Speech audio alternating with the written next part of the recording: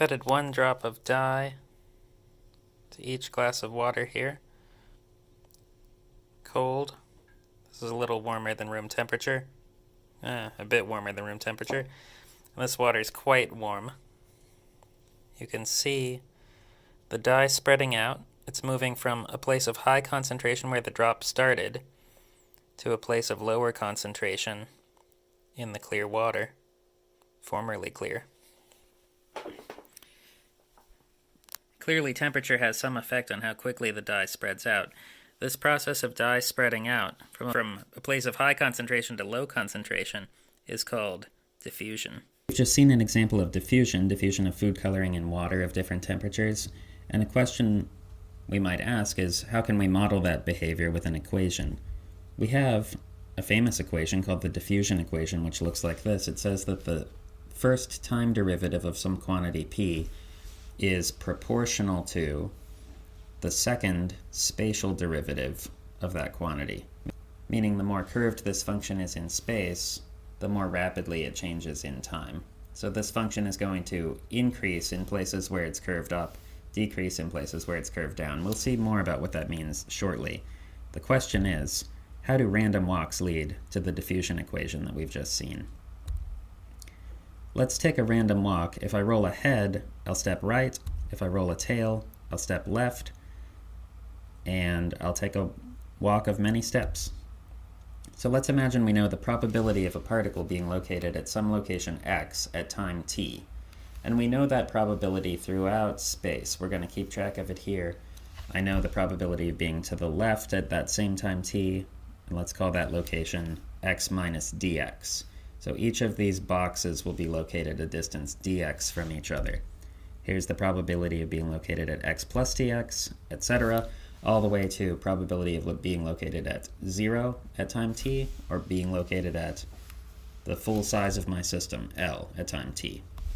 Now we'd like to know how that probability changes in the future, so we can tabulate the probabilities for a future time t plus dt, one time step you can think of this in the future.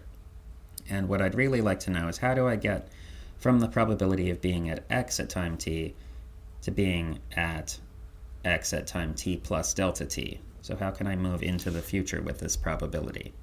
Well, at any given time, depending on which direction I step, there's a probability I step left. Let's call that probability k times dt. And there's a probability I step right. Let's call that probability k times dt. So I have equal probability of stepping left or right. What is this k? Well, I might have a certain preference for stepping versus staying in place. So the third thing that could happen is I stay at the same location for one time step dt. And this probability of stepping is proportional to dt. Physically, that means the more time goes by, the more likely I am to step further. So if I add up the probabilities of stepping left, stepping right, and stepping center, since those are the only three possibilities, these have to add up to 1. So if I have k dt plus k dt, that's 2k dt. So this probability must be 1 minus 2k dt. So I have 2k dt's, a negative 2k dt's, and 1. These three add up to 1. This is going to be the same in our model at every location in space. So I have the same three probabilities on the right here. And of course, the probability of staying located at location x is 1 minus 2k dt. Since we're interested in the probability of getting to this location, what we really want to know is only the probability of getting here. And since this x is arbitrary, we can make this equation apply to every location in space. So let's get rid of the things we don't care about and focus just on the location that matters. Well, how do I end up at location x? The only way I could end up at location x, since I only go one step at a time, is being located to the left or right of x, or already being there. Those are the only three ways I can end up at x. I hope you agree. So these probabilities depend on the past probabilities. I could say the probability of being located at x depends on the probability of being located to the left of x times the probability of stepping from the left to the location of interest x.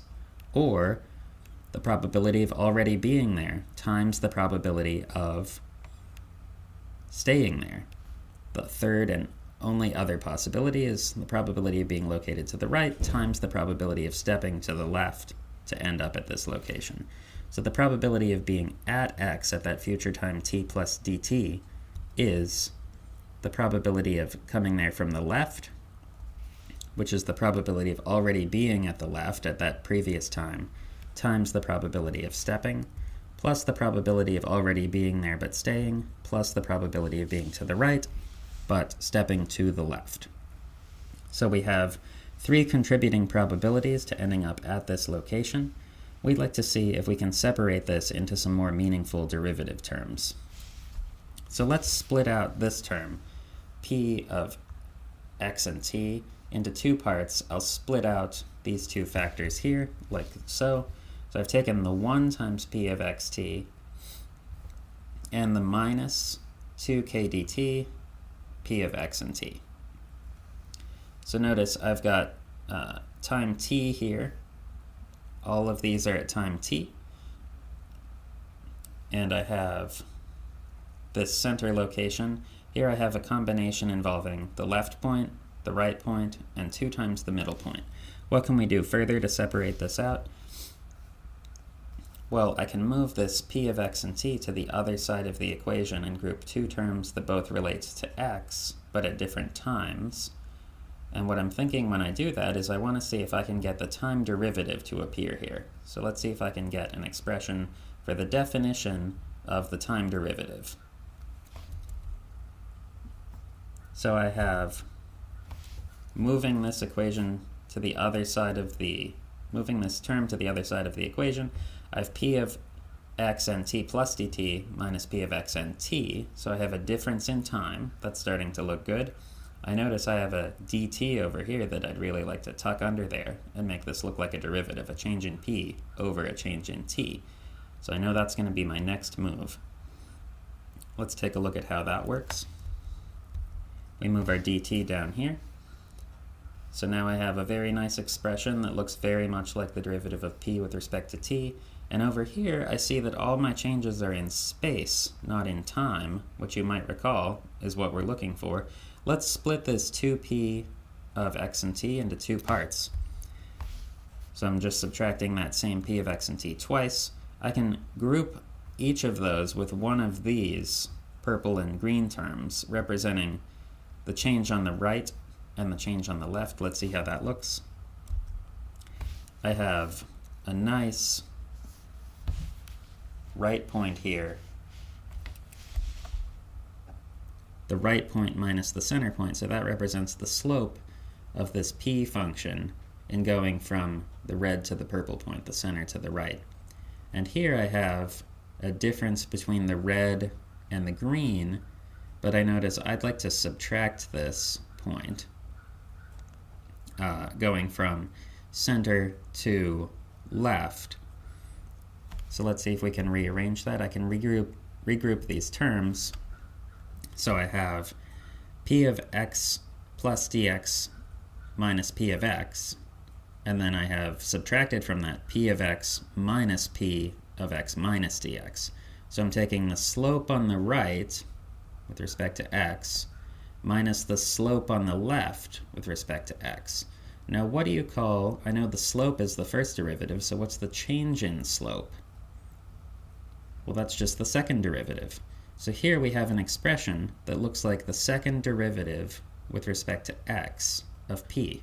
The only thing missing is the denominator. So I need to divide it by dx squared. So acknowledging that that's missing, I'm saying all these terms in parentheses are the second derivative with respect to x. But what's missing is a delta x squared in the denominator, so I'm going to write it in the numerator to acknowledge if this were the derivative, I'd need this term here. And this is just going to be whatever my grid spacing is. So if my grid spacing is 1, this term will be 1. If it's 100th in my code units, then this term here would be 100th. So our diffusion equation equates the time derivative here of p to the second spatial derivative. What does that mean? Well, that's summarized in a verse from Isaiah, which says, "Every valley shall be exalted, and every mountain and hill shall be made low, and the crooked shall be made straight, and the rough places plain." You didn't know Isaiah knew about diffusion. Another translation that's maybe even more closely related is "fill in the valleys and level the mountains and hills, straighten the curves and smooth out the rough places." Let's see what that means in terms of this equation. The equation says that the more curved this function is, so the second derivative, the faster the equation will change. Faster the function p will change. So if this is concave down here, this is the place where it's most concave down, it'll also be the place where it's most quickly decreasing. And here where the function is concave up, positive curvature is going to lead to positive time derivative. So this term is going to move. So this is going to move the function up here and up here, where it's also concave up. So over time, this function is going to become less extremely curved, and it's going to become more and more flat, evening out the variation. And that's what diffusion means. So if this function represents the concentration of dye, if I drop food coloring right here, it's going to spread out, leading to a function that's closer to the average value of the function everywhere. So what if we have an example with a valley? Well, then I similarly know this point that's concave down is going to decrease most rapidly. Concave up is going to increase locally here, increase locally here. Here, similarly, this is concave down. It's going to decrease. Concave up, it's going to increase. And so this function is going to become more and more smooth over time, having less variation.